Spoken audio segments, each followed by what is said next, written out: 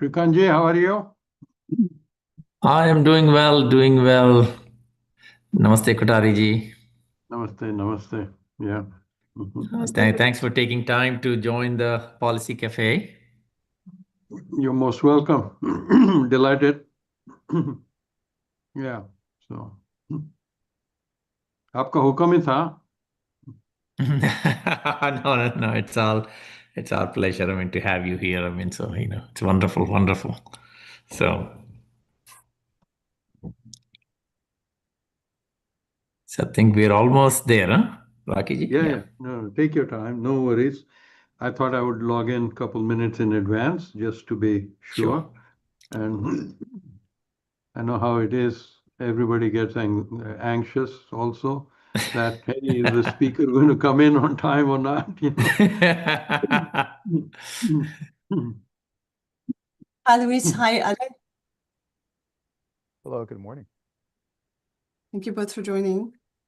Hello. Hi, Rakhi Mike. ji, namaskar. Hi, Namaste. Namaste. Thank you for joining. Of course.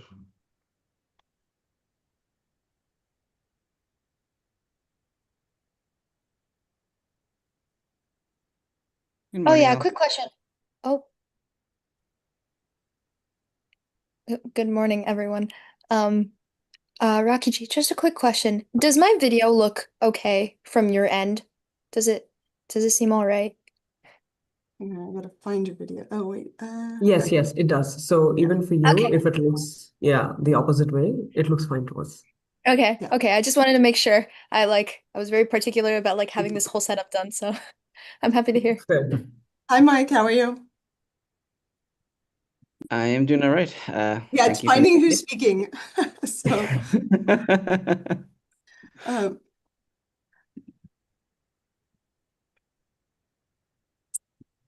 okay, so I think we should probably start in a minute. It is being live streamed. I don't know, Vinaji, we haven't started the live streaming yet, right?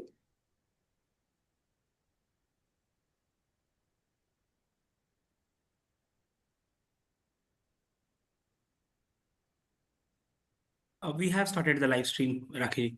We can start. All right. Well, without further ado, namaste and a very warm welcome to everyone to our Policy Cafe on reimagining nonprofits, leadership, community, and volunteer power. We are really honored to have with us our keynote speaker, Dr. S.P. Kotari, and 7 distinguished panelists joining us from across the United States and representing many diverse perspectives from the nonprofit sector. Being the youngest here, I feel especially grateful for the opportunity to come and speak today. I know that I'll definitely be carrying the insights that I hear today with me for the rest of my career and probably the rest of my life. So, before moving forward, I would just like to introduce myself and Kusuma, who are going to be moderating today's Policy Cafe. So, some brief introduction about me. My name is Sarikshita Ramesh. I go by Raksha for short, and I am currently in my second year at Rutgers University studying finance. I have been involved with Sewa for about 4 years now, and I currently serve as the Youth Engagement and Alumni Outreach Intern on the department. I'm very passionate about social impact, and I'm really excited for the insightful discussion that we're going to have here today. I'm also really excited to introduce Kusuma Buddhiraju, who's currently pursuing her second master's in public administration at Columbia University. She's currently deepening her expertise in economic policy, governance, and social impact. With a background in tech and policy, Kusuma brings a unique blend of private and public sector experience driven by her passion for using technology and innovation to advance social good. So, to begin, I would like to welcome Shrikant Gundavurpu, who serves as the president of Sewa International USA, to give a quick introduction about Sewa's work and what we do. He's an Indian American entrepreneur based in Atlanta, and he previously led the Atlanta chapter and played a pivotal role in Sewa's COVID-19 relief operations. So, Shrikant ji, would love to bring you on. Thank you, Sai Rakshita ji. Appreciate it. Namaste, everyone, and warm greetings to you. It's my absolute privilege and honor to share a few words about Seva International USA. We are a Hindu faith based, volunteer led humanitarian nonprofit rooted in the timeless ethos of selfless service, or Sewa. Sewa, as you know, in Sanskrit, it is selfless service. We have an administrative overhead below 5%. Almost nearly every dollar we receive goes directly to service. And you might be thinking, how is that possible? What makes us unique is that even at the executive level, we're all volunteers. Here, as you see, most of them are volunteers, like Rakhi ji, myself, Kusma ji, and Sai Rakshita ji, and several others who are there. And like so many others across the country, we take out about 2 to 6 hours each day to give back through Seva. Guided by this spirit, we are dedicated to uplifting humanity, responding to crisis, strengthening the communities, and cultivating a culture of volunteerism across the globe. Here in the US, Seva was founded in 2003 as a part of the global movement that began in India in 1989. Today, we are in more than 30 countries, actually 39 countries to be exact. In the US, Seva has grown to 46 chapters. We have over 11,000 volunteers. Together, we have touched close to 900,000 lives. We have built partnerships, over 130 of them.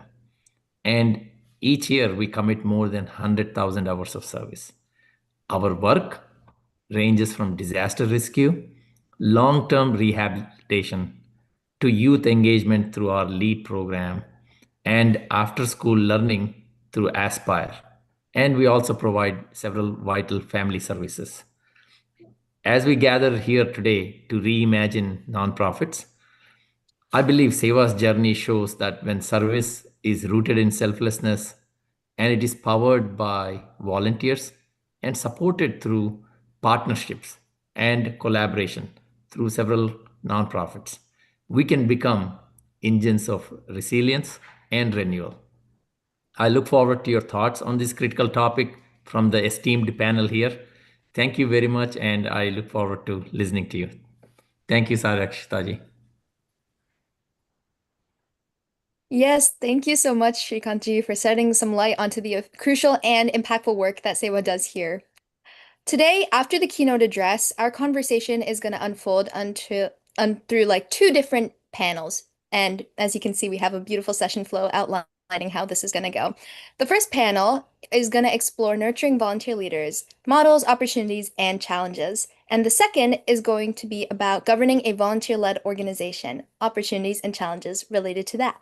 But before we hear from our keynote speaker, I'd like to invite Rakhi Israni, the Vice President of Government and Public Relations at Sewa, to share a little bit about this conversation on nonprofit management and why it is so important today.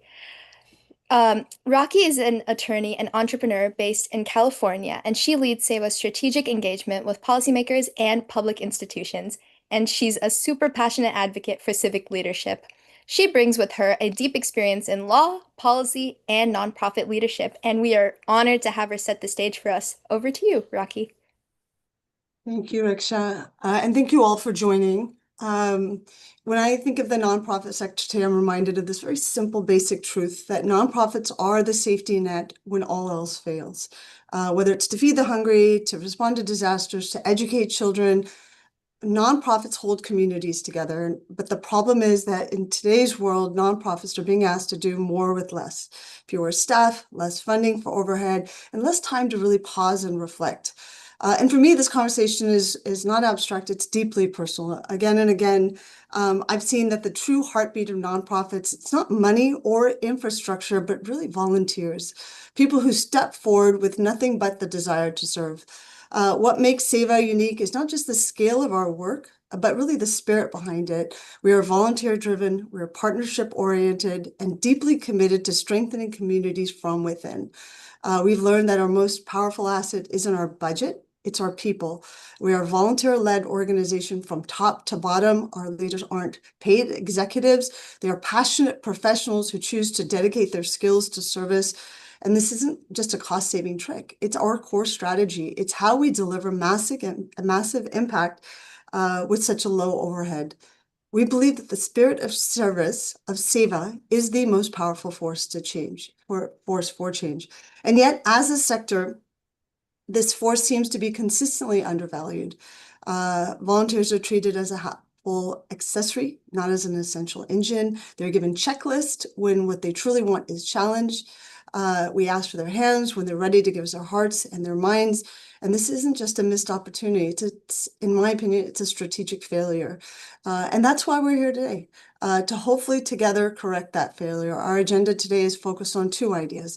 First, how do we nurture volunteer leaders, creating pathways for them to take on meaningful responsibility and even board level roles? And second, how do we govern volunteer-led organizations in ways that are accountable, resilient, and rooted in the community while still recognizing the challenges?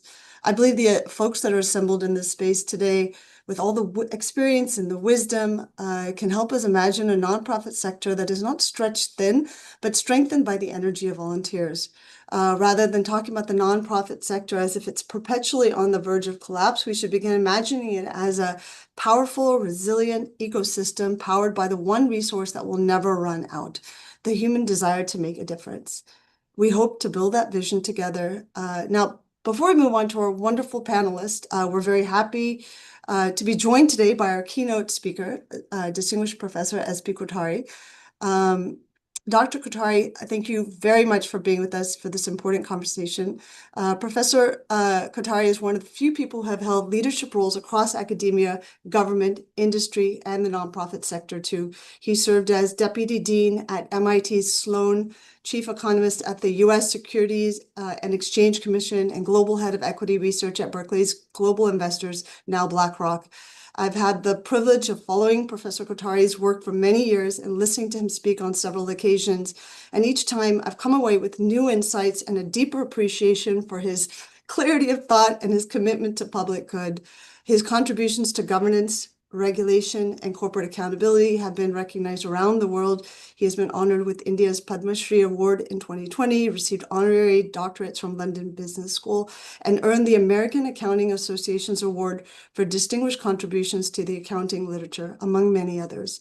It is my true honor to welcome you, Dr. Kothari, and I invite you to share some words with us. Thank you. I can only let you down after that flattering introduction. So, but I will try.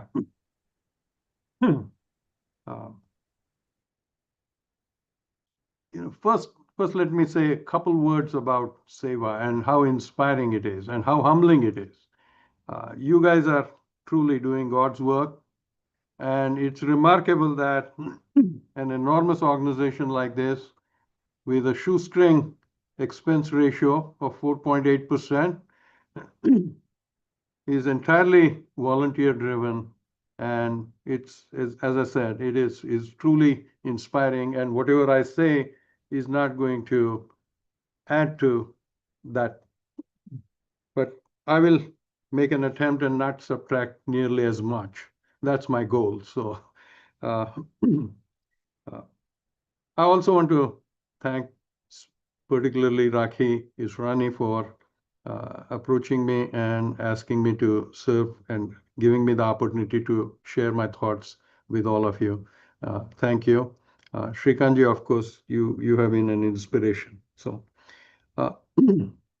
my comments, I think, how to go about these volunteer organizations and what can we do to provide opportunities and to volunteers. So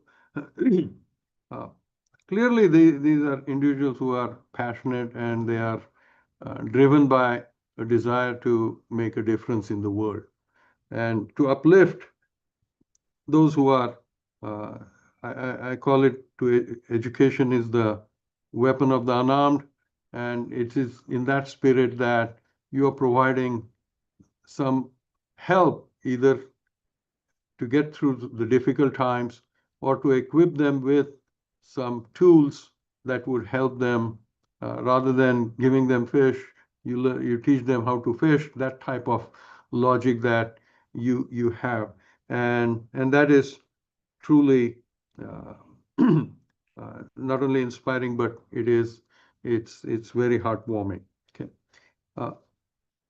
What we realize that in this space, demand is enormous. I mean, there is, for whatever reason, notwithstanding all the high-rise buildings that some billionaires have built, and more power to that. I'm not saying that they should not, but the fact remains that there are many who are in need of one thing or another. That and incentives go only so far. They are in for whatever reason they are disadvantaged, and they need the help, and you are providing the resources, you are providing the help, and you are calling, you are attending to their calls. So demand is enormous and supply is scarce. There's only so many in terms of volunteers. We need more of them, and at the same time, we realize that supply is scarce. So um, I think that mismatch between demand and supply is something to keep in mind, and I will come back to that. Okay. Uh, Second is that fundraising is a distinct activity compared to delivering services. I think a lot of conversation goes on in how we want to be efficient and reach as many needy people as possible, make a difference in whenever there is calamity strikes a particular region. How can we provide resources? And that is obviously that is excellent. At the same time, fundraising, to the extent that capital is needed, human labor is needed, well, that is the volunteer organization provides the supplies that. But fundraising, capital is needed, and we as any organization, we have to realize that fundraising is distinct from delivering services. I'm not saying one is more important than the other, or not passing any judgment about it, but I think for reasons to perform well, we have to recognize that there is obviously communication between those who are raising funds and delivering services, but the two functions are somewhat distinct. And whereas the delivering services needs a volunteer organization, fundraising also needs a volunteer organization, but of a different kind. This is true in asset management firms, of which I pretend to have some experience, that those who manage portfolios, they are the equivalent of delivering services, and those who are business development folks, those who are reaching into the pockets of those who are rich and saying that, hey, we'll manage your money for a modest fee, those people are different. And it's true also of PE firms, private equity firms. So, okay. So let me focus on this discussion has to be in the context of what is the objective.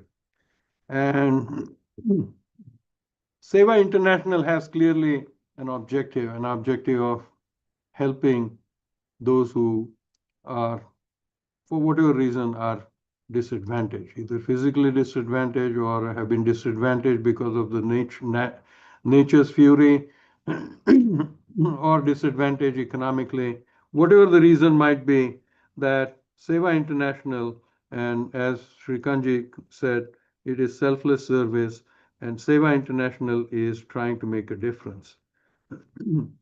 But we have to remember that demand is enormous and supply is scarce.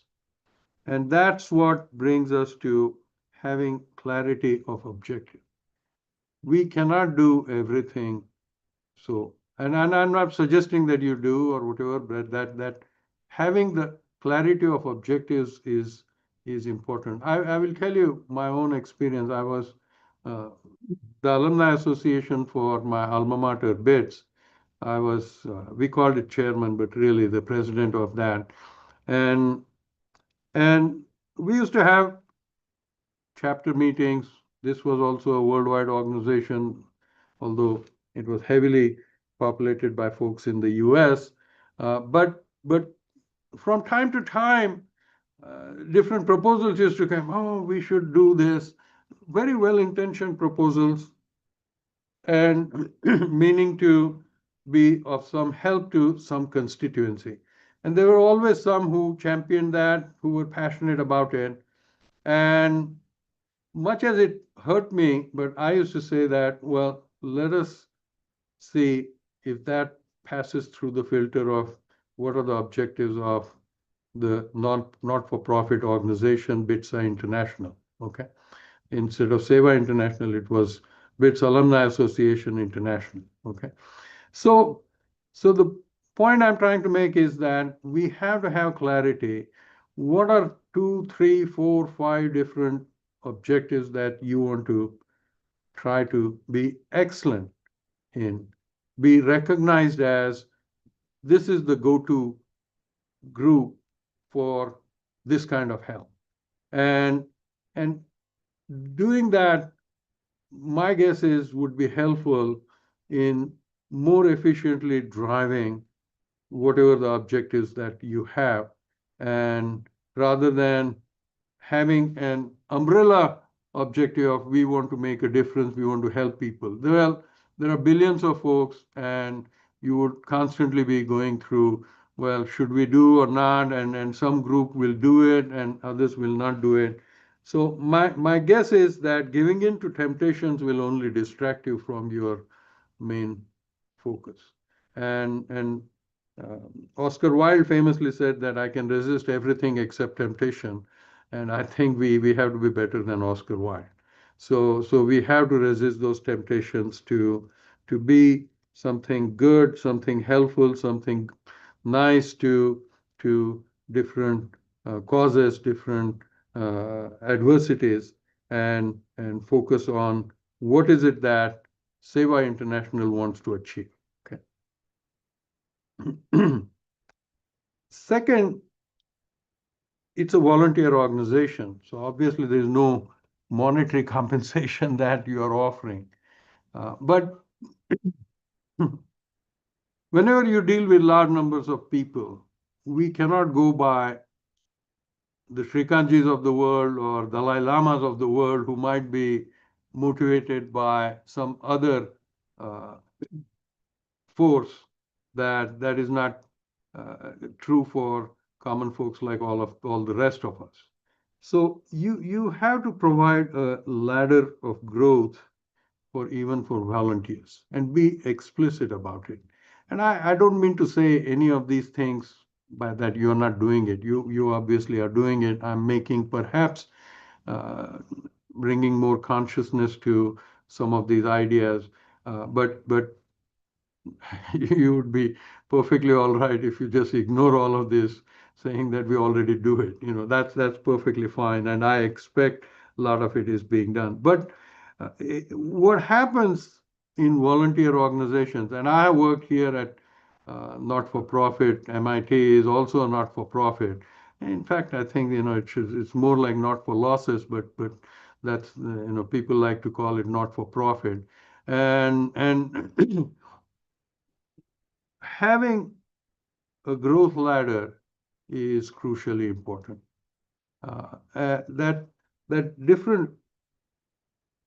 We have to make our expectations and criteria for how individuals will climb that ladder, how they would be promoted.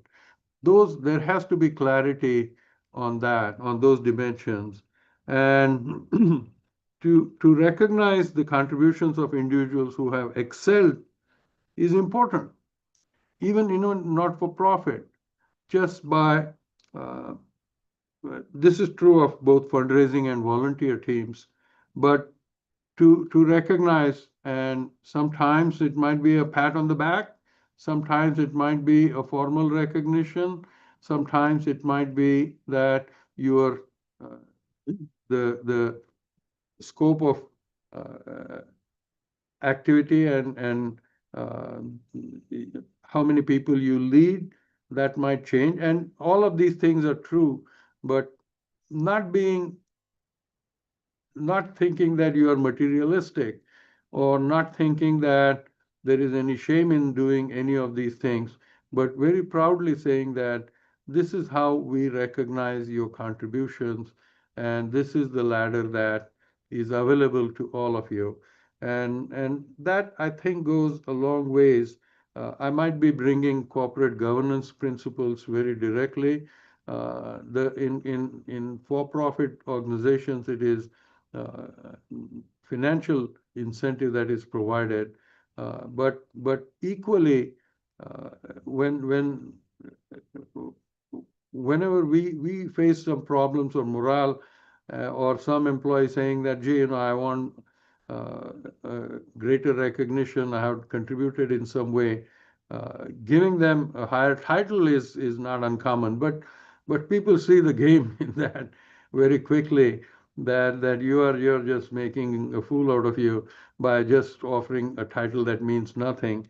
But making expectations clear, and criteria for promotions also very explicit, that will help promote a culture that people are recognized in their communities, and perhaps in broader than their communities, more globally and nationally. Academic institutions raise fair bit of funds, and there are other organizations also raise funds, and part of it is because they are making both a dedicated effort, and those who contribute have to get a feeling that their dollars are being put to good use. So on that dimensions, you have a lot to be proud of. You have an extraordinarily low expense. Your total 4.8% is the cost that you. It's clearly far less than almost 99% of the organizations. So uh, we don't have to worry about that the contributions are being put to use in a you're good stewards of those contributions. That, I think, goes without saying. What needs to be done is sort of to let the fundraising team know and approach some of these philanthropists, and recognize them also, not only your volunteers, but those who are contributing sufficiently, recognizing them. That also goes a long ways. Um, Here at MIT Sloan, even our elevator is named after someone. So just to give you an idea as to how far down the road that we go in recognizing, and people crave about that type of recognition, even though they may not admit to it, but they will say it is all selfless, but it is. It's good practice from the standpoint of those who are receiving the gifts, not only that we are good stewards, but we are willing to recognize the contributions. And it is good for those who are contributing, or they also tell others that, hey, if we contribute, the classroom would be named after you, or some program might be named after you, or some lobby might be named after you. So we have to be creative about how those who contribute would be recognized, and those who are internally working hard and spending so many hours selflessly, how they are recognized from time to time. And even if that means notching the expenses by a quarter percent higher, it might be well worth. You have to ask what is the right balance. Thank you for giving me the opportunity. I wanted to keep my remarks short. I hope I have kept them short. And I really, I cannot say enough. I admire enormously the selfless service that all of you have been doing and will continue to do so. And it gives me, uh, uh, uh, uh, it makes me feel humbled that so you do extraordinary work, God's work, as I say. Thank you again. Thank you so much, Dr. Kotari, for highlighting the importance of the nonprofit sector here in the US. I loved your speech, and I feel like definitely the introduction and about the economics of volunteering almost, supply of who we have to do these great things as opposed to the demand, it's definitely very enlightening. I also really enjoyed your little asset management anecdote. I thought that was a great way to explain it. We deeply appreciate your insights as we move on to today's discussions. Our first theme for today is about nurturing volunteer leaders and about the models, opportunities, and challenges that come along with it. And as I was listening to Dr. Kotari, Srikanti, and Raki, I was thinking about my own journey with Sewa. So I've been with Sewa for the past 4 years, and over the past 4 years, I've seen firsthand the role that volunteering can play in shaping who we become. I mean, I would call myself the poster child for that. So, among my friends and my age group, some of us chose to volunteer and go about giving our service, and some of us didn't. And I've noticed that those who did often found new sides of themselves, whether it was through leading a project, mentoring younger students, or maybe even just stepping up when the community needed them. Volunteering gave them the skills, the confidence, and a sense of purpose that went far beyond just the hours that you would see printed on a certificate. And it's been one of the most valuable parts of my own life as I've grown as a young adult. That is why our first theme today, nurturing volunteer leaders and models, opportunities, and challenges, felt so close to my heart. It's not just about getting more people to volunteer, but it's about creating real opportunities for them to grow into the leaders of tomorrow. With that, it is my privilege to introduce our panelists who will help us explore these themes. So, I would like to first welcome Mr. Jeff Green. Mr. Green is the CEO of the California Association of Nonprofits, Cal Nonprofits, a statewide policy alliance of more than 10,000 nonprofits speaking to government, philanthropy, and the public at large. Jeff previously served as a CEO of the Santa Barbara City College Foundation. With more than 25 years of experience in the nonprofit sector, he's worked on a wide variety of issues, including affordable housing, access to education, racial equity, and environmental protection. So, welcome on, Mr. Green. Thank you. Of course. I would also like to welcome Mr. Mike Young. Mr. Young currently serves as an executive director at California's Environmental Voters. He has nearly 2 decades of experience working on electoral campaigns, and organizing with key political and grassroots community partners to build strategic relationships to support environmental leaders, as well as hold legislators accountable for their community's concerns. So, welcome, Mr. Young. Thank you. And finally, I would like to welcome and introduce Dr. Murli Nair. Over his 47-year academic career, Dr. Nair has served as a professor and administrator at 5 universities in the United States and as a distinguished visiting professor at 3 overseas universities. He currently serves as adjunct professor in the Department of Leadership, Management, and Entrepreneurship at the School of Social Work at Columbia University. As a professor who's taught students from undergrad to doctoral levels, his area for teaching expertise includes macro practice, social enterprise, social responsibility, and social responses to changing environments. He also offers weekly mentoring sessions to students and alumni on career options and publications. Welcome on, Dr. Nair. Thank you. I would now like to invite Kusuma on to take on the panel discussion and help moderate it and move us along with our discussion. So over to you, Kusuma. Thank you, Raksha. I wish everyone a good afternoon today. And if someone else is in another part of the country, whatever works for everyone. Thank you so much for all the panelists who joined us today. And thank you, Dr. Kotari ji, for setting the stage beautifully, for today's discussions. One of the most powerful things that I have at least experienced myself, like Raksha was mentioning previously, is how volunteering can completely, I think, change your view or shift your perceptions about your role in the community. And I've seen that happen in my life when I started volunteering with Make-A-Wish Foundation in India, and I was working with different hospitals and kids and everything else. So the value of service was instilled not just through textbooks, but through actions. And I'm really keen to get our first conversation started on focusing and nurturing volunteer leaders. So, and this, whenever people think about volunteerism, the general thought is probably about, hey, we are asking for help. It's not just about help. It's also about ensuring that there are spaces that are created where the volunteers can grow into leaders who end up shaping the missions and movements in their area of expertise and choice, and also to be able to shift policy at the end of the day. So based on that, Dr. Nair, you have my first question, sir.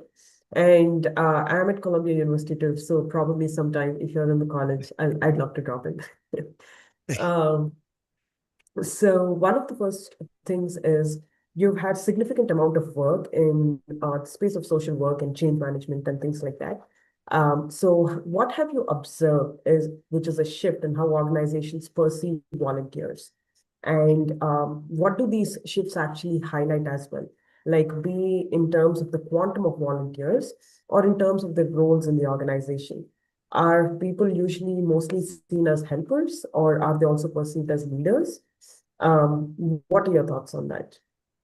Yeah, Kusmati, thank you for inviting me, and salute to Sewa. I know Sewa for a long, long time, and I was in Ohio, based in Cleveland, Ohio, so I know how it all started and everything. Anyway, I think you have a very good question, and as a matter of fact, I used to teach a course on social marketing. And I think for youngsters who are in high school up, and even in kindergarten, I was in Japan, I do field studies. So you might have noticed in Japan, even at the kindergarten age, they start teaching them how to be independent, how to help others. And I think here also, I am on the admission committee, graduate admission committee at Columbia. It is supposed to be confidential. Kusuma, don't tell anyone. And what we are looking for is not only your academic grade and not only what you accomplished, and we look for your volunteer efforts. We call it extracurricular activities. Even if a student is in engineering school or business school, it doesn't matter you are a straight A or otherwise. We look for, did you work with some organization facilitating in terms of helping? They may not use the word volunteers, but something else. So over the years, it is changing. The pendulum is swinging in such a way that I think there is no stigma attached to being a volunteer now. Once upon a time, it was there. But now I think it become a very status symbol also to go and assist others. And my hobby is to write books. And as a matter of fact, I have 3 books, and one is effectively managing human service organization and how to lead. And all my books and one of my thing is case studies. I write storytelling format, and people who are reading.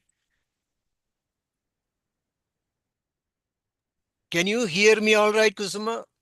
Yes, sir. Oh, okay, okay. Yeah.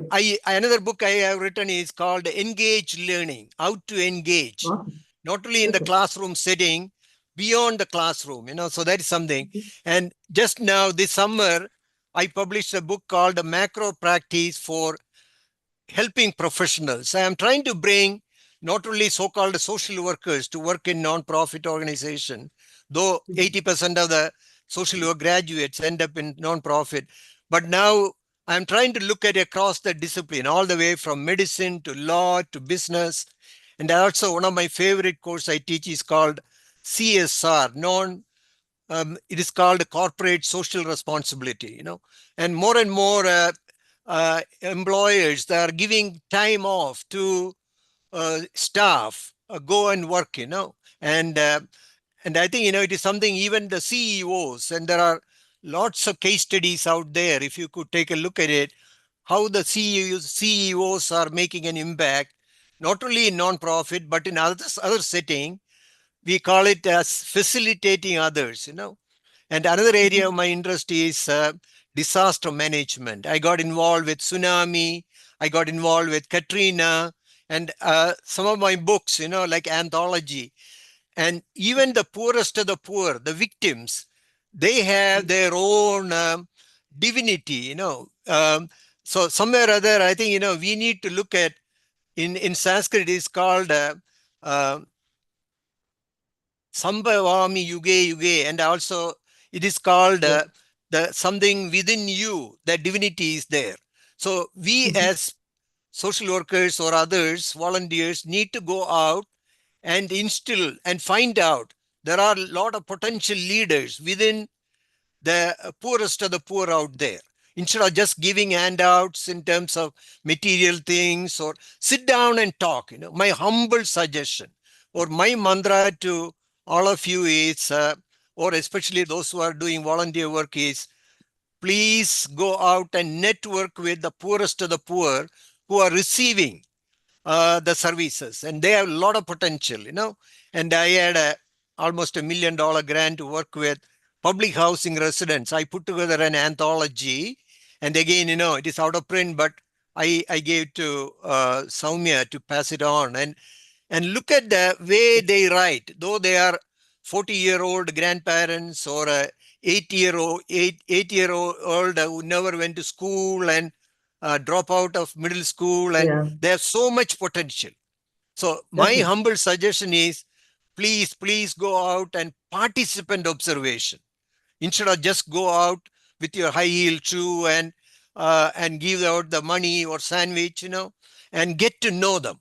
And they have real human spirit as such, I think you are giving me Definitely. only 4 minutes, so I may have to stop now. And No, no, no, please look you're at fine. my writing, and all kinds of Definitely. anthologies. I go out and Yeah. do the storytelling case study format. Okay, I'll stop. Definitely. No, I think that's really great, sir, because and that's amazing that you've written so many books. And I think most of us are struggling to write our assignments. So it's that's something that we can definitely learn from you. And on the same note, I mean, Jeff, you as the CEO of Cal Nonprofits, you must have been engaging with quite a few nonprofits across the state of California. So what do you think about this role of having where I think you also have corporate social responsibility. You must be even working with the corporate sector where they have to finish a few hours of volunteering and things like that. Do you see any models where these volunteers continue beyond their requisite hours as mentioned by the corporate training or something like that? Yeah, and thank you for the invitation. So I spend my days working with a wide range of nonprofits. So we're in California working, I think it was said in the introduction, a coalition of some 10,000 organizations, about 2,000 formal members. And of course, in California alone, which is where I've lived my life, we've got over 100,000 not-for-profit organizations registered in the state, according to our Attorney General. So one of the things I think people forget about volunteerism in the nonprofit sector is it's a massive part. It's not just good people, nice people doing good things, which it is, but it's also a massive part of the economy and the social structure, the political infrastructure, and on all those pieces as well, which I think is important. And I think they're all very much connected. So if you look at the whole sector, the actual number of organizations, 2/3, and sometimes some years more than 2/3, are actually all volunteer. So that's one of the things that we often forget about nonprofits, is that the majority actually don't have any paid staff and never have, and most never will. So we think about really neighborhood organizations, a lot of just loose affiliations of people trying to solve a problem. That's really the roots of the sector. The idea, which is more recent in the US, of requiring certain hours of volunteerism as a way to get young people connected and into civic life, I think is a very good and healthy thing. But I do agree that, sort of the premise of your question, that just the requirement and check off the box isn't going to do it. So there's a survey done every year, every 2 years actually. It's the Census Bureau along with AmeriCorps, and they try to measure volunteerism in the United States. And it goes up and down with social and economic factors and political frameworks and things. But I just pulled up the most recent one to take a look today. It came out in the end of 2023, so it's a little bit out of date.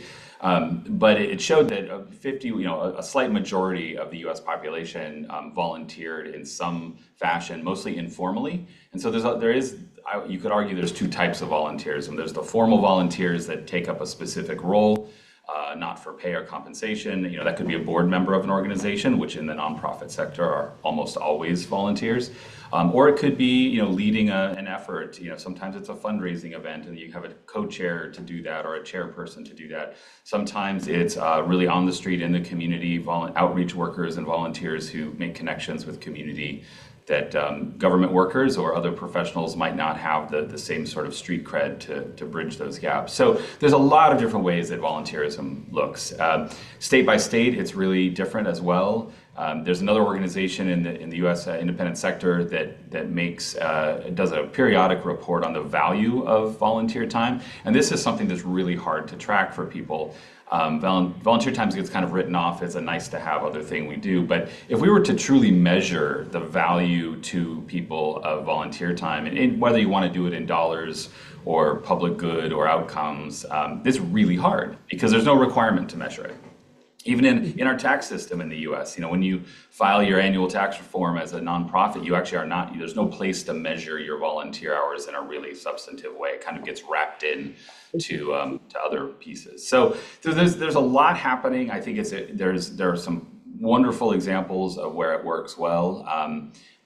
And I think just finding the right link and the right spot for someone is a key. I'll close on this before we go on, but I have a colleague, Jan Masaoka, who's actually my predecessor in this role with California Association of Nonprofits, and she's launched a series of pieces in the Nonprofit Quarterly, which is a publication for the nonprofit sector, about just sheerly the value of volunteerism. So I think this morning, the 6th piece came out and talked about it as a defense of civil society and democracy. And she's written a piece about that. She's written a piece about how it gets valued, pieces about what in fact volunteers in the US do. So if anyone's really interested in diving into that, she's put some wonderful pieces together. So there's a lot there to work with. I come from the more community organizing side of it, and most of that work is also volunteer. So That's amazing. And I just have a follow-up question for you, if you don't mind. I mean, since you bring together so many nonprofits when you work with, how do you see volunteers in, I think, roles of leadership within a nonprofit, whether at the executive level or board level roles, especially when it's completely volunteer driven? Yeah. Well, it's the majority. It's a critical part of the nonprofit civic infrastructure. And I'd say that the challenge is often, well-organized volunteer organization is really powerful. And there has been a shift over the years of sort of a push to professionalize the nonprofit sector. And part of that really came from a street cred or sort of a feeling of inferiority, I would argue, among our peers that they weren't being respected as professionals in the way that for-profit folks were. And so, unfortunately, what that did is it pushed a lot of volunteerism to the margins, because if you couldn't equate it to an economic benefit, it sort of lost credibility. And that's, of course, not true. We know that. But by that measure, it's really hard to make the case. So well-organized nonprofits that are volunteer-led, often the biggest challenge is succession of leadership. And it's making, if you have one really wonderfully engaged, committed volunteer, and everyone leans on that person, and then they leave for whatever reason, or they need to step away, if there isn't a sort of a formalized or really clear attention to what that next group of leaders might look like, who they are, where they're coming from, how they were trained, that's where that energy tends to fade, or organizations tend to fall apart. So I think if you're going to rely sheerly on volunteer folks to lead, then you have to make sure that there's a real pipeline of leadership that's being built very intentionally along the way. And when we see that, it's remarkably powerful. It's easiest to see usually with schools and education, or with faith communities where there's a bigger commitment sort of culturally to that work. But out in the broader public, that just shows up when folks do that well. Definitely. I worked in the K-12 education sector for about 6 years, and we've seen so many volunteer boards, but they are really passionate and they show up every single time. So Yes. I totally understand that. Thank you so much. Certainly. Mike, hi. I hope you're doing well. It's been a while. Just, you have close to, I think, 2 decades of experience in a lot of things, like electoral campaigns and grassroots organizing. So what do you think are some of the lessons that nonprofits can take from the grassroots about nurturing volunteer leaders? And do you have any specific examples or stories that you can recollect? Yeah, I mean, I do think, but the other 2 panelists have really hit the nail on the head in a lot of key things. And so I don't want to add to what they've said, or I want to add to what they said instead of just like duplicating what they said. But I did want to stress the importance of really trying to build up that network and what that really looks like from the ground up. one of the things I think that helps do that, and I don't think we talk a lot about this, is and especially in American culture, there's such an emphasis on the dollar amount, right? And it's like, oh, if you're like the value of something is the monetary value of something. And somebody working in the environmental sphere for his career, I can tell you that a lot of things don't have dollar amounts that are incredibly valuable. And volunteers is one of them, right? Because and really what it takes to build a strong volunteer base is a strong volunteer culture, or it is a strong volunteer culture. And I think that's a lot of what people are kind of forgetting. It's not just the, oh, invite you, here's an opportunity, go do this thing. What you're really trying to do, and why people want to volunteer first and foremost, is that they're tied to the values and the core of what the organization or what the cause is actually asking for. And I think that gets forgotten because a lot of times people go, oh, I just need somebody for this project, right? And I just need someone to go do X, Y, and Z, like small, like maybe it's like pushing some papers or whatever. There's nothing wrong with pushing papers. That can actually be, there's a lot of paperwork involved in a lot of this stuff, and we shouldn't be degrading that. But the way that we think about it is degrading, right? It's kind of like, oh, it's just this. It's not just Mm. this. It's somebody's volunteering their time. They could be doing a million other things, right? Mhm. But they're doing something that sometimes seems unimportant, but that paperwork is actually what helps get the organization organized and focused to be able to do other things. You don't have one without the other. And I think what gets lost when we're recruiting and building up volunteer culture is that we go, here's the small thing that you're doing. And they go, oh, this is like, I'm being pushed to the side to something unimportant. And what we're not stressing is actually, this is how this piece adds to with the other things that we're doing. Like, we need all of it together. Everyone is part of the system, right? And then when people realize I am part of this, when they see the bigger vision, the culture, they get much more excited about the pieces that they put together. So the one of the programs, yes, for example, one of the programs that we run in our Central Valley is like the We Can program, really designed to try to push for more advocacy on clean air and clean water in the Central Valley. And we have a lot of youth organizers who are involved in this program. And there isn't always a position where you can, the big fancy position of, all right, come join us at this lobby meeting to go talk to a legislator, which is always very exciting when you can do that, right? Like, come talk about what your issue is. Not everyone can make that. Not everyone can do that. But you know what? There are opportunities are for things. Sometimes it's like tabling at an event at a college campus, right? And or going to going talking to volunteers or talking to your neighborhood folks. And it's not necessarily the thing that's like the whole high glamour thing that people are like, this is what I wanted to do, right? Because everyone always wants to be like, can I be part of the lobbying meetings? And it's like you can only fit so many people in the lobbying meeting. But the reason the lobby meeting is effective is because of the coalition that was built. And the reason the coalition was built is because you had people working really hard who cared about and saw themselves in the bigger vision of what they were trying to do, which is build this coalition of people saying, we care about this, right? You've got the community signed on. They're informed, they're educated. And it's the day-to-day work of people just going out there and doing this kind of work. And I think what has been really key into how that program has been effective is that we've focused on the culture and the values that we're espousing. It's not the task that you're asking somebody to do. It's the reason, the why behind it, and how they see themselves in it, and how we demonstrate that we care about them and we value them because we see them in it, right? We know we can't get to one without the other. And so really key, I just can't stress that enough, that in the one thing I think that separates a lot of success in this volunteer work from not, that I would say is very, very underrated, is a positive culture that demonstrates why what we are doing is so important, and treating people with the respect they deserve because they're doing whatever that task might be. Yeah. No, that's a great point, Mike. And I've definitely seen the same thing. Every droplet adds to the ocean. So anyone even pushing paper is actually really important at the end of the day, because that ends up being a part of your grant application or something else, and everything matters. So totally, Absolutely. totally, totally agree with you. Um, Absolutely. yeah, so just based on this thing, what are some of the, what do you say, like how do we prevent, I think to some extent, like burnout among volunteer leaders? Like, you're mentioning quite a few people take time out of their day, and all of you were mentioning the same thing. And Dr. Nair ji also mentioned about how this is like a divine thing that people feel, within, to be able to come and contribute to the society. So, but there is definitely some level of, burnout among volunteer leaders sometimes, who juggle service with their other commitments. And have you ever seen that? And if you did, like, what would you, I think, recommend in terms of technology that can support volunteer leadership development, or any other capacity, solutions, I guess. Is that Anyone for can all? take this question. Oh, okay. Yes. I'm happy to answer, but I don't want to hog time. So Sure, no, go ahead. A minute for each. Go, Mike. oh, okay. No, I'll be super quick then and hand it because I'm to you have a very esteemed panel here.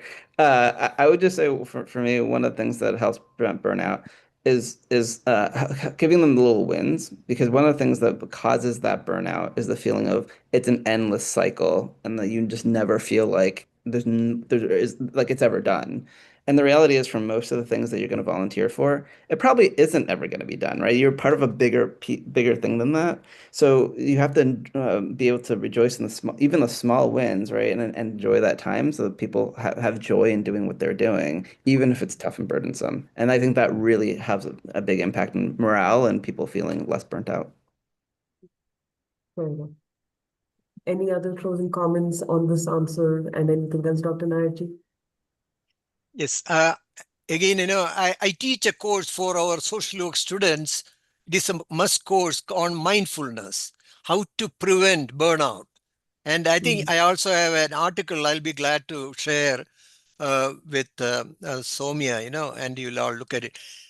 So it is very much there. But my three major thing is, one, we need to listen more, and also create a self-sufficiency among the client system.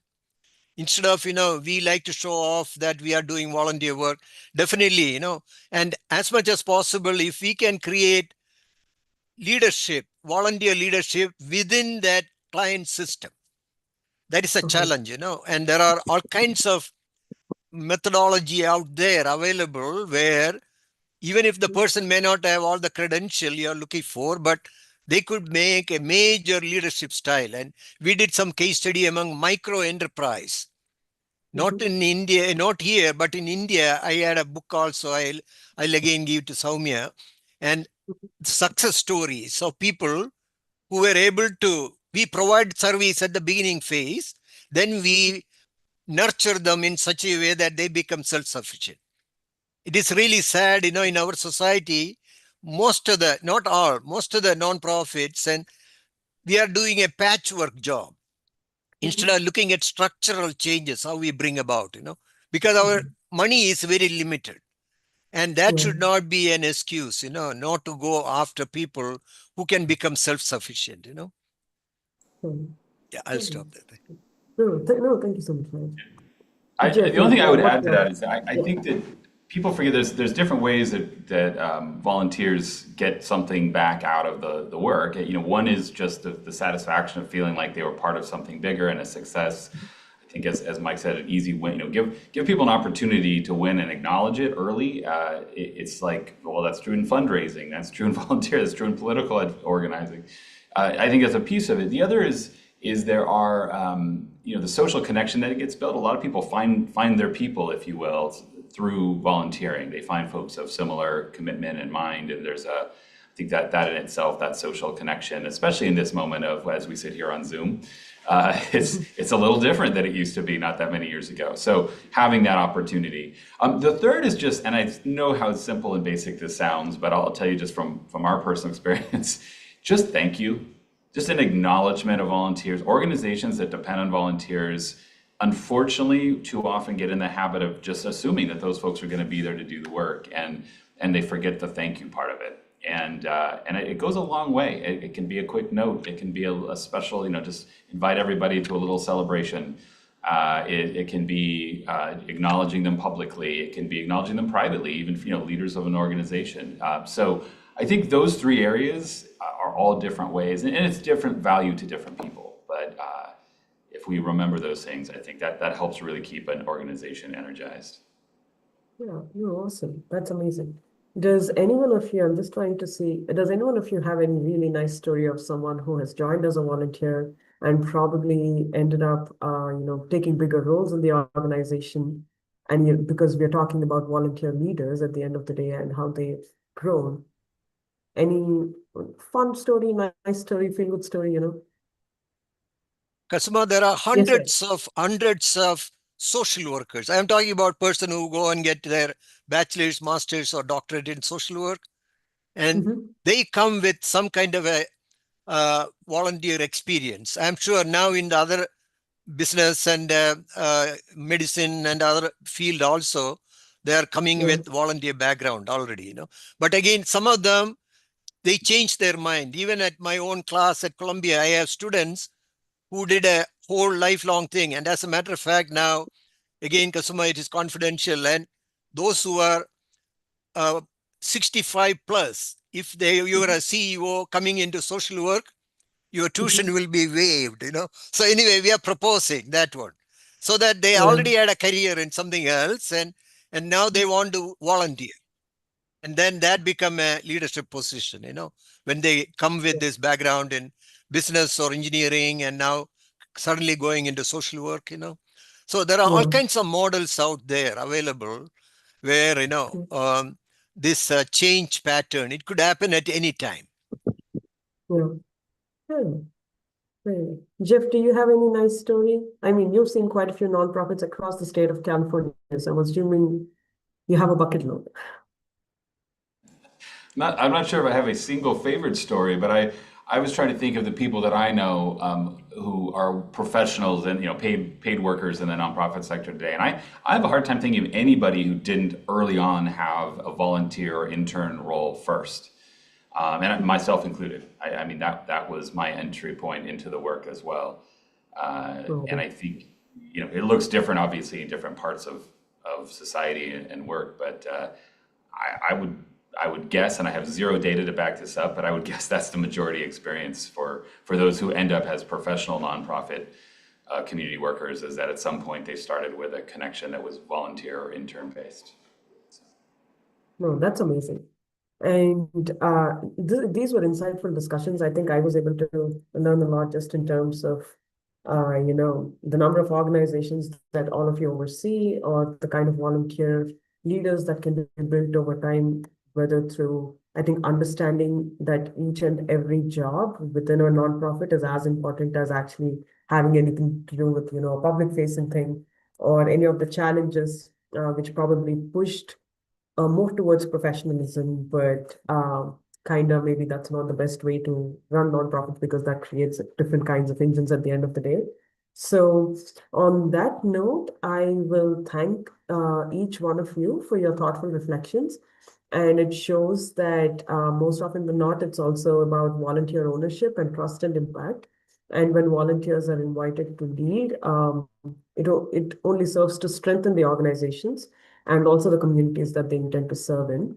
So with this spirit, I'm very grateful for all of you to be able to join us today. I really want you to, stay on to see what happens with the next panel. But we will move forward to the next panel from here on. So Raksha, I think, love to invite you back. Thank you so much. Thank you so much, everyone. Wow. Thank you, Kusuma. That was really, really great and insightful panel. That was very, very educational. One of the things that always amazes me about Sewa is that it is entirely volunteer-led. From the people who coordinate the projects to those who serve at the executive levels, it's always volunteers who carried this work forward. But governing a volunteer-led organization is not easy. I've seen firsthand how inspiring it can be, but I've also wondered about the challenges. How do you keep things sustainable when people are giving their time on top of everything else going on in their lives? And that is exactly what our second theme is about: governing a volunteer-led organization and the opportunities and challenges that come with it. This is our chance to explore the strengths of this model, as well as the questions that it raises, and how we can learn from these experiences as we move forward. I'm excited now to invite our panelists to take us into this really important discussion. So I would first like to welcome Ms. Monisha Kapila. Ms. Kapila founded ProInspire, where she served as CEO and co-CEO for 15 years. Under her leadership, ProInspire grew from working with just 5 organizations to reaching thousands of leaders and hundreds of social impact organizations. She designed and facilitated hundreds of leadership training and retreats, reaching thousands of participants across foundations, nonprofits, government agencies, and corporations. So, welcome, Ms. Kapila. It's great to have you. Thank you. It's great to be here. Next, I would like to welcome Dr. David Orenz. Dr. Renz is Professor Emeritus of Public Affairs and Director Emeritus at Midwest Center for Nonprofit Leadership at the University of Missouri, Kansas City. He has published extensively on nonprofit governance and leadership and has worked with more than 250 governing boards. He's also the editor of the Josie Bass Handbook of Nonprofit Leadership and Management. His research focuses on the evolving roles and responsibilities of nonprofit organizations in American democracy and the public policies shaping the sector's growth. So, welcome, Dr. Renz. So great to have you Thank as you. well. I would also Pleasure. like to welcome Mr. Luis Vergara. Mr. Vergara is currently a partner, head of practice at La Piana Consulting in California, and has a background in both marketing and nonprofit management. He's worked with all types of organizations during his consulting career and is particularly interested in working with organizations that have a specific interest in better serving the community and the world through more equitable offerings. Prior to joining La Piana in 2006, Mr. Vergara was a strategic director at the national research and strategy firm Cheskin. He also served as executive director of youth radio and senior policy associate with Safe Passages. So, welcome, Mr. Vergara. It's great to have you. Hello, thank you. Thanks for having me. Of course. And finally, I would like to welcome Mr. Ade Oguntoy. Mr. Oguntoy is the founder and executive director of One World Link, a nonprofit based in College Park, Georgia. Under his leadership, the organization fosters social and systemic change across communities by leveraging local resources, technology, and research to develop programs that meet unique community needs. Welcome, Mr. Oguntoy. Greetings. It's so great to have all of you here with us today. So now let's move on to the discussion of our theme. Over to you, Kusuma, and enjoy the panel discussion.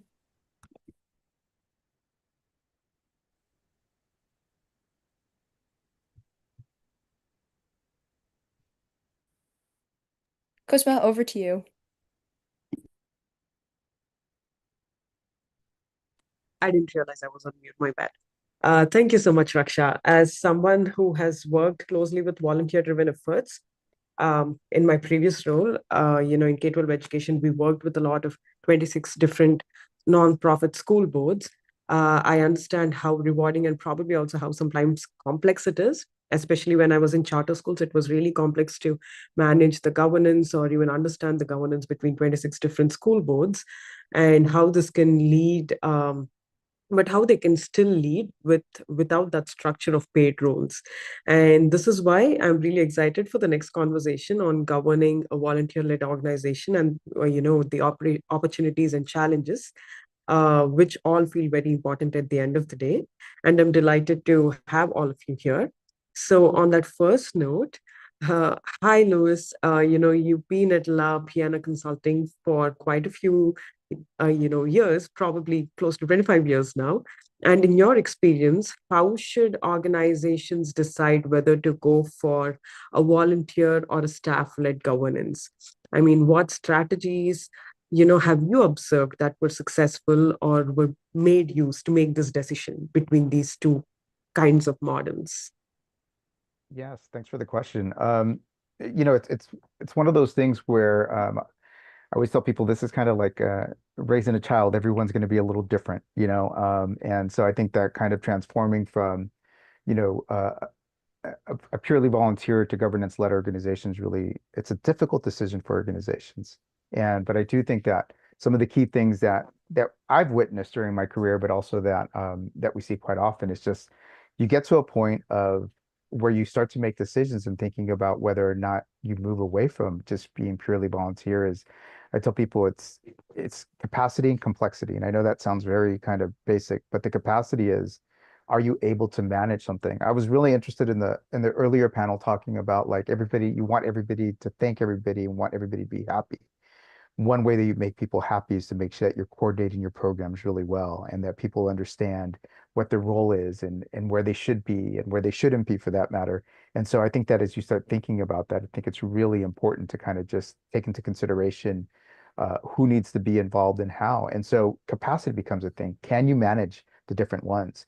And I've seen organizations who have taken years to move from one place to another because they felt, we've had a consistent group of 80 volunteers for year after year, and that's been okay. But eventually they evolve and they may need a little bit more. And I've seen organizations that have grown from, 15 people who wanted to work together to 250 in a matter of years and decided that they have to go towards a stronger governing body. So that idea of at some point, the folks at the table can no longer manage the folks coming in is a really big piece of the capacity question. In terms of complexity, one of the key things that I bring up that as a key factor is that when you're thinking about this is how complex is it getting? And you might have a lot of smart people. I've heard a lot of smart people on this call today. You have a lot of smart people volunteering and running the organization, but at some point you may need something, for example, that you don't have. One, somebody who can, manage funds in a much more complex way and in an ongoing way. The larger organizations they usually need more for ongoing accounting on an ongoing basis.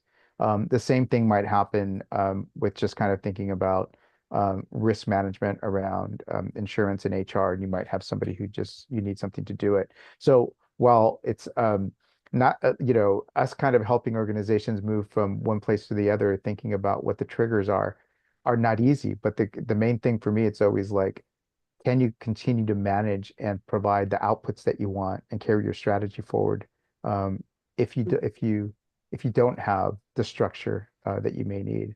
So really difficult. And I'll just kind of end on one note is that every time that I've worked with organizations who are moving from one to the other, there's a tremendous amount of stress because nobody really wants to go into that, and everybody's worried about hiring new people or bringing on people full time. So it's a really difficult consideration. And again, I think it really is different and unique for everybody. Fair enough. No, thank you so much. Capacity and complexity, that's two C's. That's great. Monisha, on that note, you've worked with hundreds of organizations and probably thousands of nonprofit leaders in your tenure. And from your experience, what do you observe are some of the key challenges that you see that volunteer-led organizations face? And can you share a couple of examples with us as to how some of these challenges have been addressed to ensure that the nonprofit management at the end of the day can be strengthened for optimal performance? Yes. First of all, I think it's such an exciting time for Seva to be exploring this because when I've worked with organizations, particularly those that have a federated model or a chapter model, like organizations like United Way or American Red Cross, this structure of having volunteers in chapters in different locations is very common. It's been happening in the United States for over 100 years. And as Louise mentioned, some of the most successful ones have a hybrid approach. And that's because what they find is you get better efficiency actually by investing in having professional staff. So the idea of like the low overhead is better actually is not always the case. And I think, for me, I am a first generation Indian immigrant. And so I know in Indian culture, there's actually a very strong leaning towards NGOs and charities having low overhead. And what has been, I think, realized by organizations that have scaled is that is inefficient. If you're just focusing on low overhead, I used to work in the business world, and in the business world, if you had like under 5% overhead, you were getting nothing done. Your technology would be so dated, you wouldn't be able to manage your staff well. And if you think about volunteers as like really amazing staff, you actually want to be investing in how you are supporting them to getting the right people to the right roles, training them, doing the transitions when some volunteers are finishing up and can no longer commit. How do you bring in others? So I think those are some of the pain points that happen when you're purely volunteer led, that you really end up spending a lot of time on coordination, particularly if you don't have good systems or training in place. And then succession planning can be a big challenge that when volunteers, as life happens, when there's new commitments or the things and they can't commit the same amount of time, it can leave really big gaps. The other thing that can be a challenge in only volunteer organizations is skill gaps, that oftentimes people are drawn to work with an organization because of their passion for the mission and their desire to give back.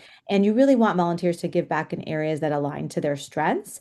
There can be ways that volunteers will grow. And I think what's amazing for Sewa is like a lot of young folks who begin volunteering, they build skills. And that's really important. And what some organizations do is the professional staff are actually helping to support the leadership development of volunteers. If you're particularly focusing on younger volunteers, but not just leaving it as like a people are going to figure it out, because you're actually not going to get the best results.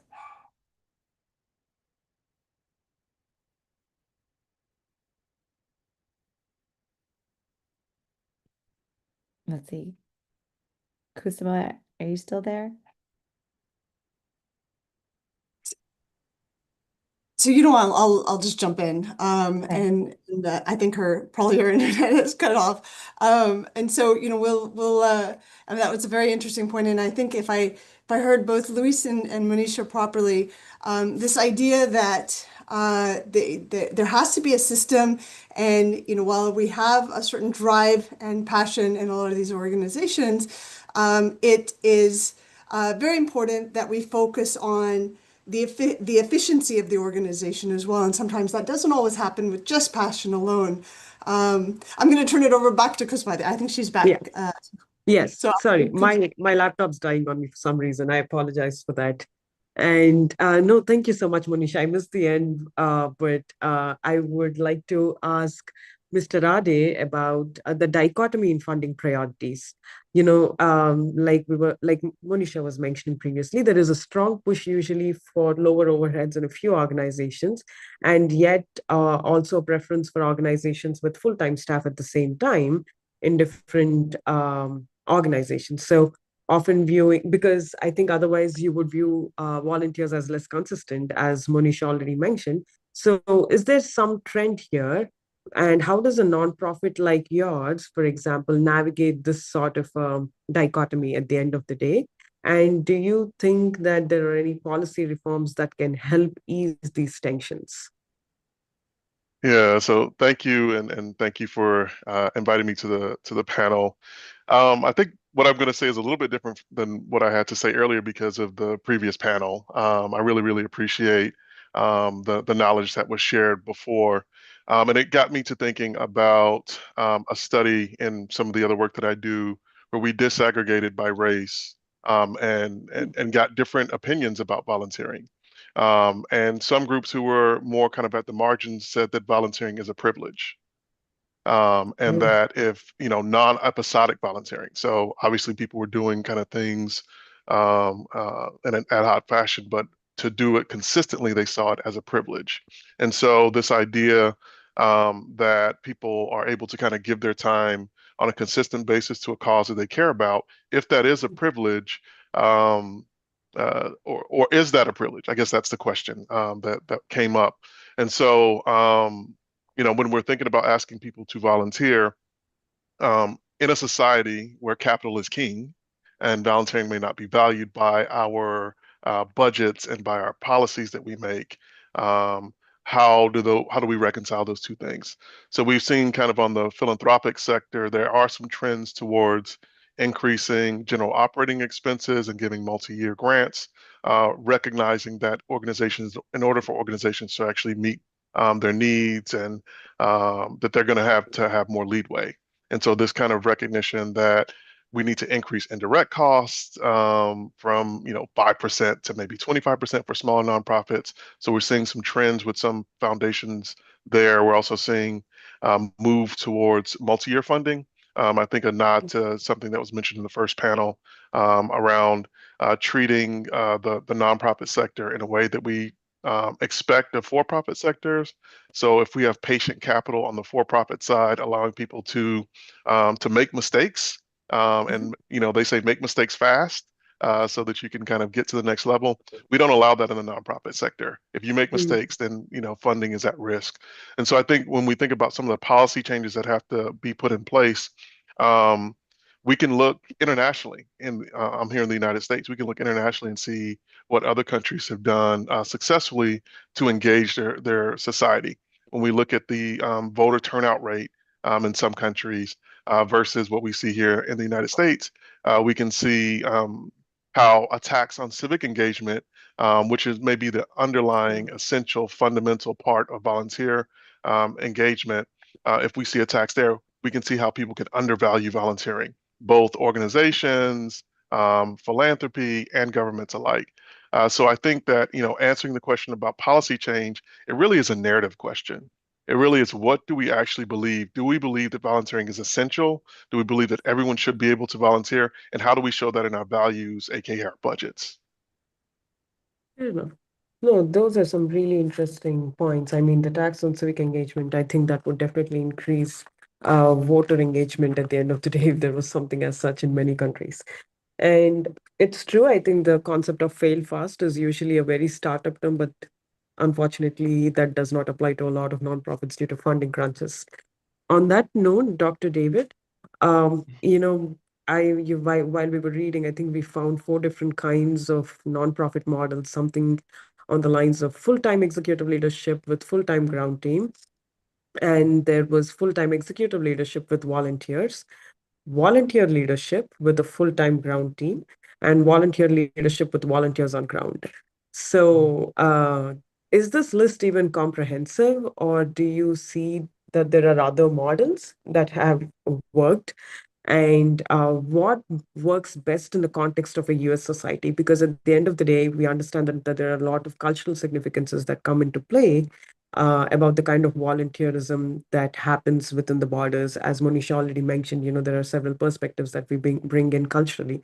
But what works best in the context of the United States in terms of both impact and governance? Well, thanks for the invitation to share some thoughts on this. It's been a pleasure and a privilege to hear from all the other folks who've spoken. And as one of my colleagues said, I'm going to agree by not bringing some things up because I won't want to waste the time to restate things that people have already said well, although I do want to flag a couple of those points.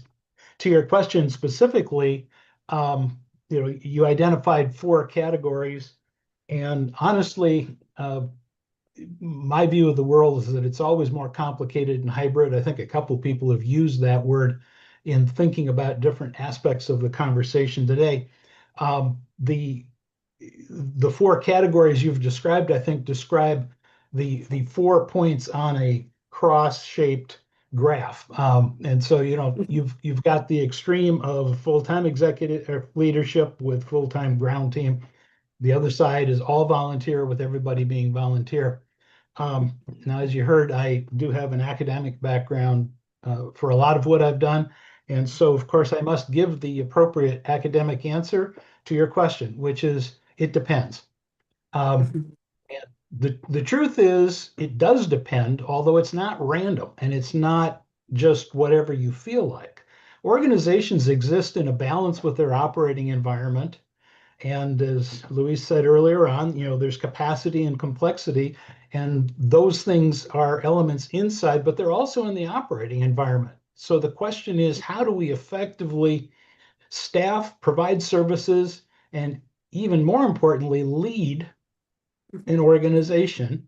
And I would like to differentiate, again, building on, I think a couple of my predecessors on the panel have noted, the reality is almost all nonprofits in America are governed by volunteers. The ones that aren't are in the health systems where they're maybe paying, about half of the health systems in America are paying their board members. Foundations often do. But nonprofit charities, especially community-based organizations, their boards are all volunteer. And that's a time-honored tradition. It has some legal and historical elements to it. And so that's a reality. And I think at its best, part of what's implicit in the conversation that I guess maybe I can add uniquely is the power of having an all-volunteer board is that it is complementing and going beyond or drawing from the larger world to bring into the organization, no matter who is delivering services, whether it is paid staff or volunteer staff, or frankly, as is very often the case, even in larger nonprofits, you have paid employees. The largest percentage of jobs in a sense that are paid are actually like executive director. But when you're an executive director of a one-person organization, it doesn't exactly look like being the CEO of the American Red Cross or some of these other creatures that are out there.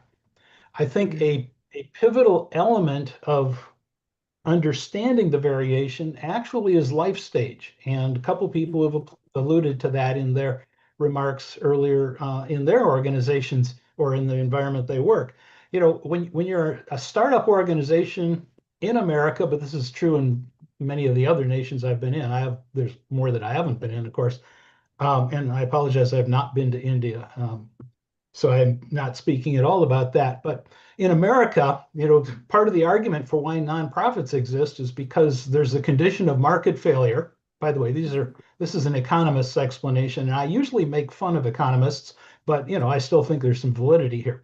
So there's market failure. The free market is not addressing all the needs that exist in the operating environment.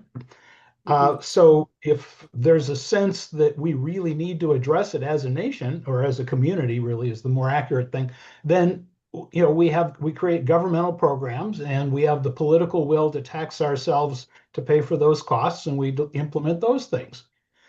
Now, not meaning to be pejorative, just descriptive, when market failure and government failure exist, nonprofits emerge into that space, and especially in the history, and it is very important to recognize cultural dimensions to this.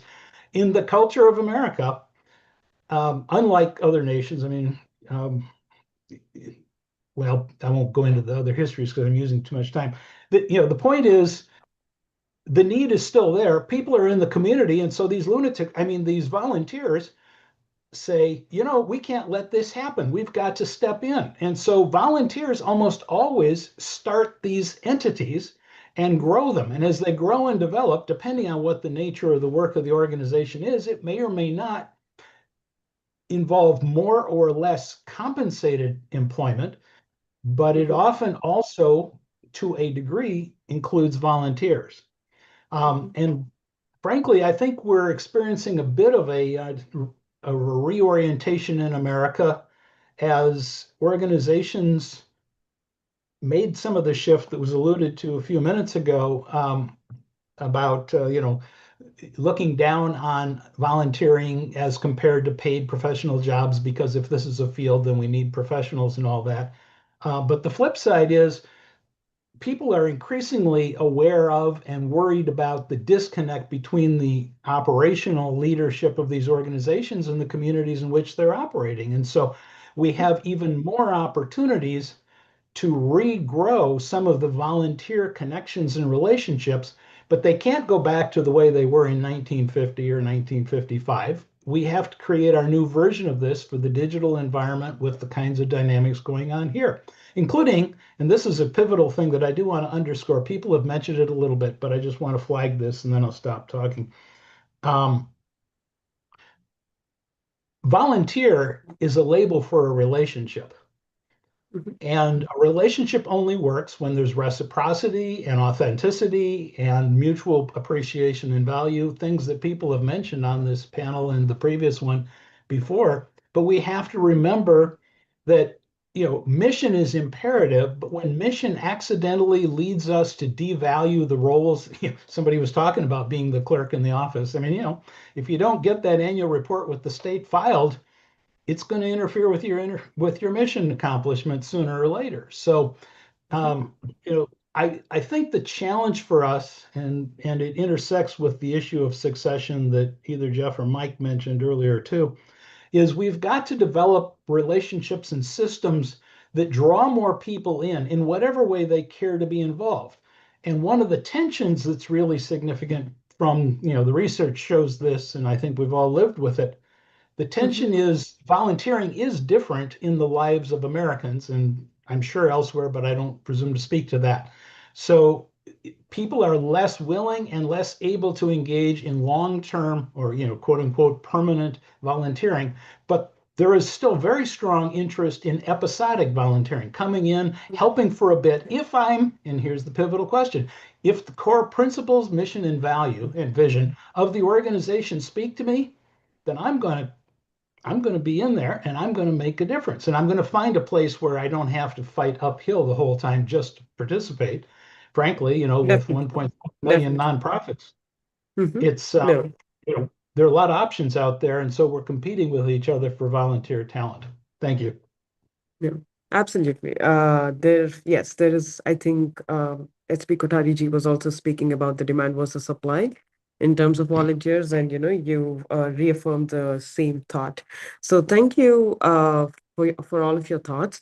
And just for your closing comments, I think I just have a question that I'd like each one of you to answer, and that would be about some of the key do's and don'ts for volunteer-led organizations to keep in mind as they are governing themselves effectively, and how do you build accountability in such a volunteer-led structure? Monisha, we'll go with you first. Great. I think some of the important things, one is just having clear roles and boundaries. So as you mentioned, you have volunteer folks who are in the governance through board, through the direct delivery of services, through some of the back office. And just like you would in for professional staff, being clear about all the different roles and what the responsibilities are, having very strong systems to support transitioning those responsibilities.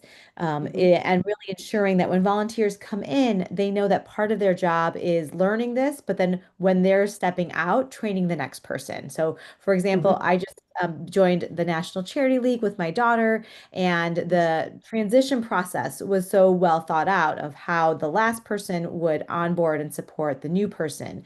And so I think having a lot of intentionality around clear roles, thinking about the decision and transition processes, and then also having structures, if you don't already have it, like term limits and rotations. So one of the best practices for boards is to have term limits. At my old organization, the nonprofit that I started, Pro Inspire, we had 3-year terms that could be renewed 3 times. So the longest that a board member could stay was 9 years. And one of our expectations was that when someone was thinking they were going to roll off, they would start to engage in conversations about how they could identify potential candidates. So they would also take some responsibility in thinking about their networks and who they could cultivate in. So I think all of those pieces are really important for having strong volunteer governance.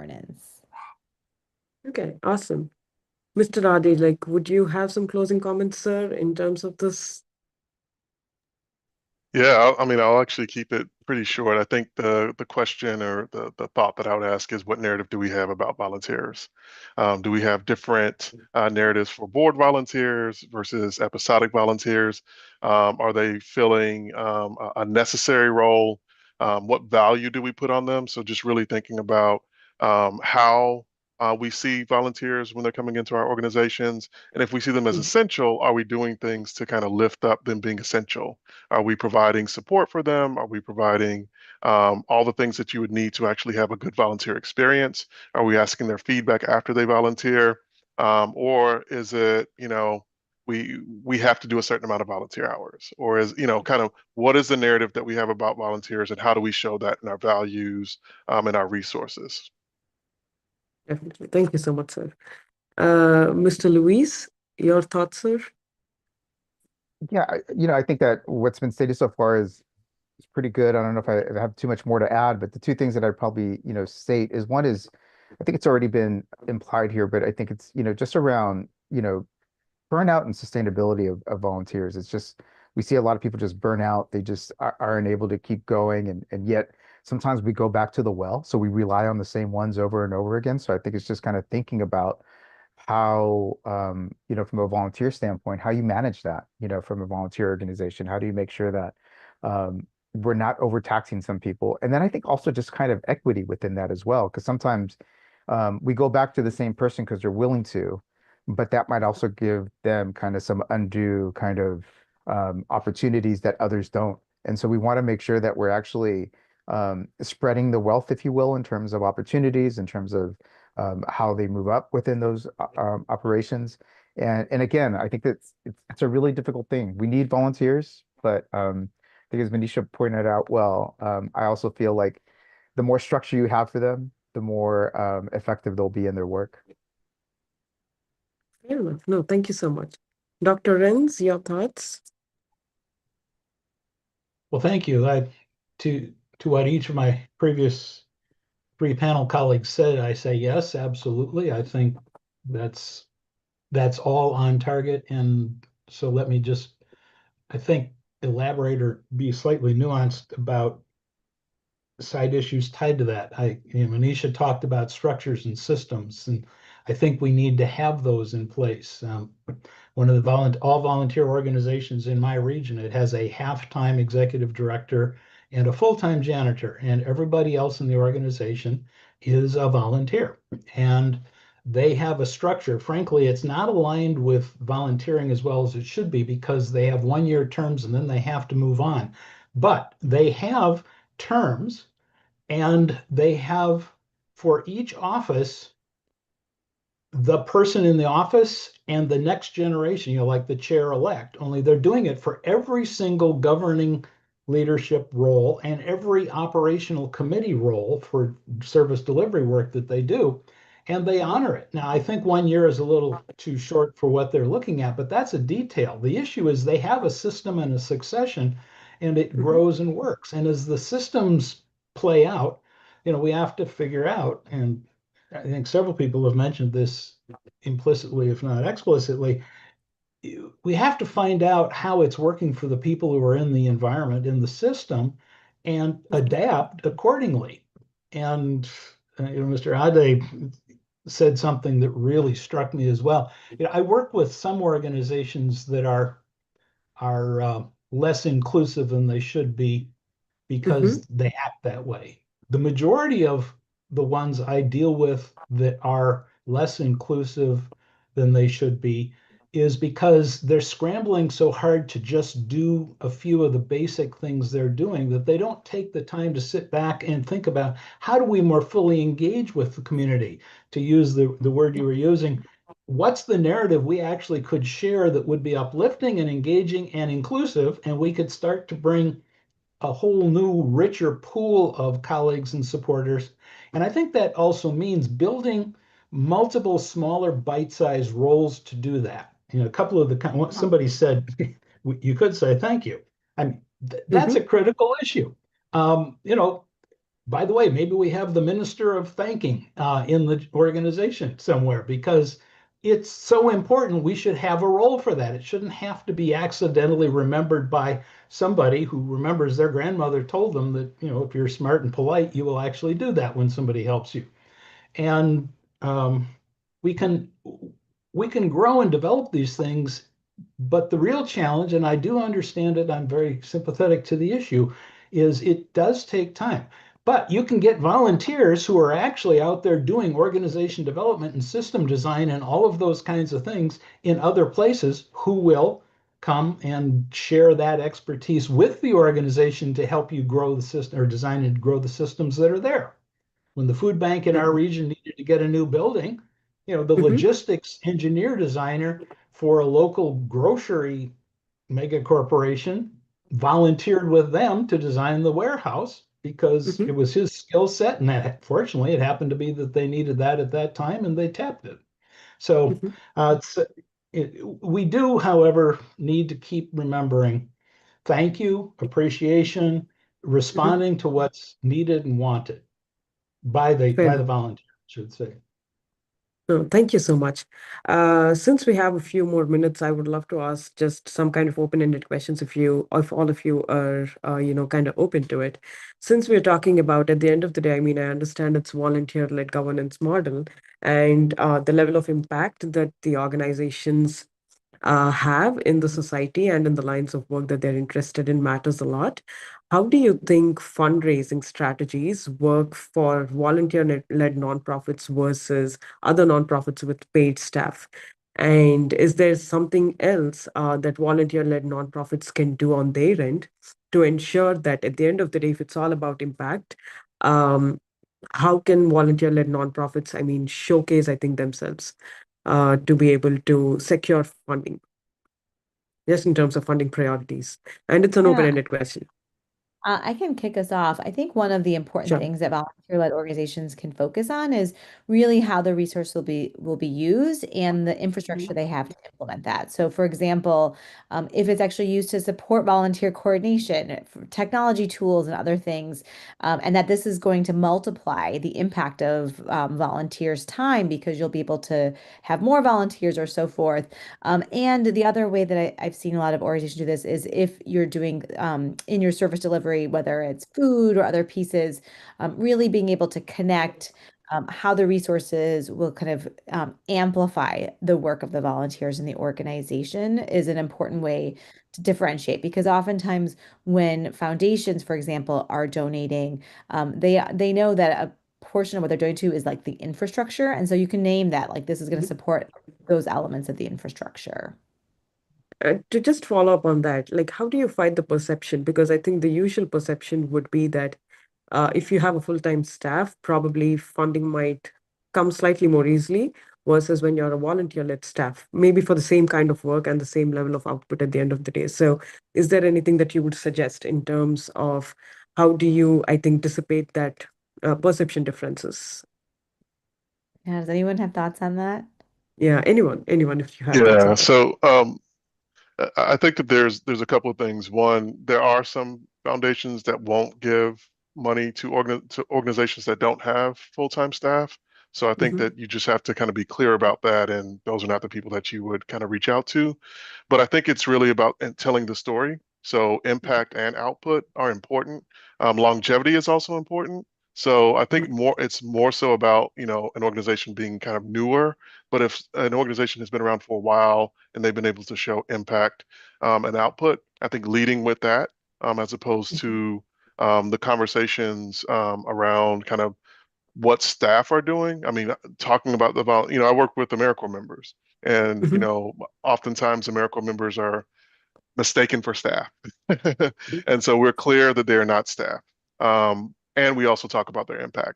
So I think that that is uh, the role that the organization plays. Who else is a partner, I think can also help. So if we're talking about a volunteer-led organization that's working with the school system or another um, organization that has impact is getting grants, then I think that also helps too. So those are a couple of thoughts. Yeah, fair enough. What I would add, Lewis or Dr. Renz, sorry, yeah, anyone of you. well, since I started mouthing off here, what I would add is I'm often amused because I have a misplaced sense of humor at the fact that people say, fundraising is not done by volunteers um, in any substantive way, except in all volunteer organizations where people who behave badly get punished. I mean, it's kind of like, oh, well, you go do that.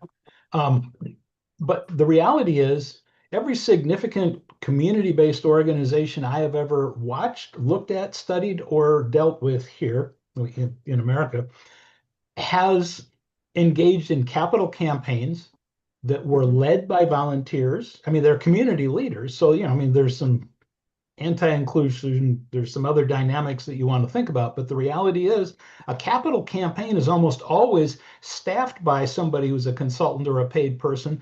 But the people who are engaged in the development, the outreach, the planning of networks, and the cliche of fundraising. I'm not a fundraiser, but I understand one of the cliches is fundraising starts with friend raising.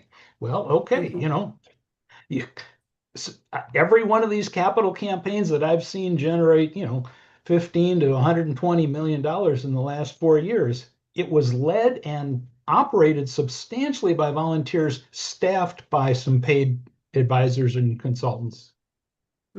Fair enough. Lewis, do you have any thoughts? I think what Dave said is kind of is spot on, which is kind of, it really does take a lot of volunteer efforts. And I think of, just when I think about, for example, kind of back home, if you will, kind of more close to home versus the nonprofits that I even work with, it's when you think about the schools, the the community sports programs, everything, it is really about like, the volunteers, the people kind of making that move and they're kind of taking it. I would say that the only difference being is that if you're purely volunteer, it's just going to take a lot more coordination and effort, and you may not get to certain foundations, but the truth is that sometimes you're probably better off maybe if you don't have to deal with the foundations and you can work directly with community-based kind of funders or families and so forth. Fair enough. No, thank you so much. So thank you to all the panelists for actually shining light on this important topic. I understand that there is no easy way out for a perfect volunteer-led governance model at the end of the day. And any model that you adopt would demand some level of clarity and commitment and creativity in terms of operations at the end of the day. So, but when I think if it's done well, and it can bring a different kind of authenticity because you're bringing people together who are actually, working for the cause, and a different kind of resilience and community ownership that probably traditional structures might usually struggle to achieve as well. So it's a really good reminder that, the nonprofit sector is usually the strongest when it's probably people powered at every level with the right kind of accountability that matters at each level. On that note, I would like to invite Raki to close today's Policy Cafe for us with her closing thoughts. Thank you all for being a part of this panel today, and part of this Policy Cafe, where we're discussing issues that are very relevant in today's society. When we began, I spoke about how nonprofits are being asked to do more with less, and how too often volunteerism has been sidelined into small tasks rather than central one. And through this discussion of both panels, I think there were many very important points that were highlighted in the discussion that move us closer, I think, to finding solutions that help the entire industry and the entire sector. From the powerful panels, I think, for me at least, three truths have emerged. One is value. We saw in the first panel that we must stop treating a lot of the volunteers as free labor and recognize them as really our most valuable assets. Systems, we must move beyond just passion and build professional scalable systems that empower volunteers to do and drive mission critical work. And the third is trust. We have to embrace volunteer governance, not as a challenge to be managed, but as our most powerful model for community-led impact.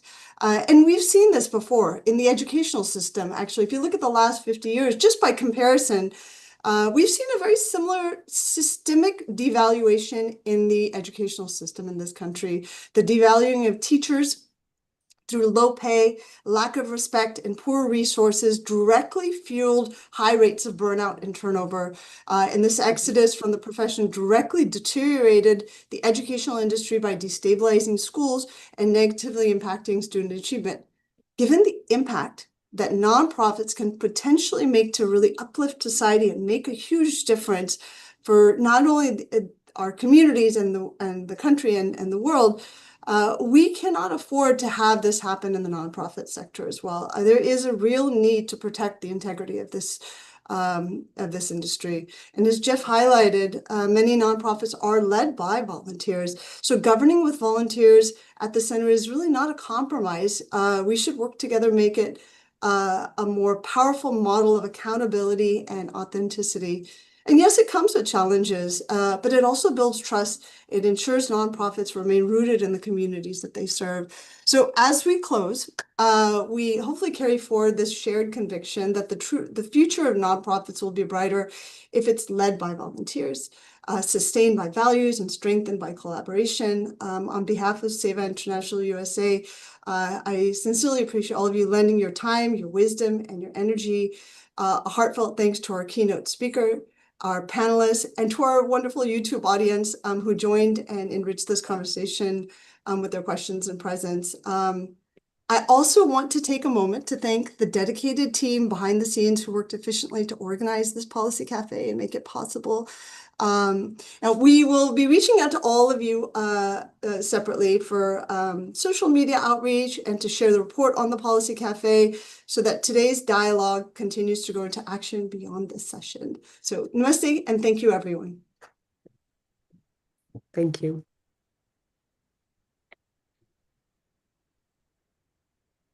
That was wonderful, this one.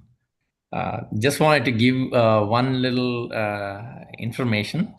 Dr. Kothari, just as of last week, he's been nominated for Assistant Treasury Secretary for Economic Policy by the Trump administration.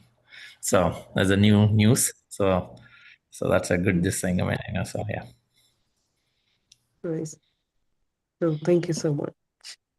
Yeah. And I'm so sorry, my laptop has been playing all sorts of games with me today, and I apologize for that. So I Wonderful, wonderful.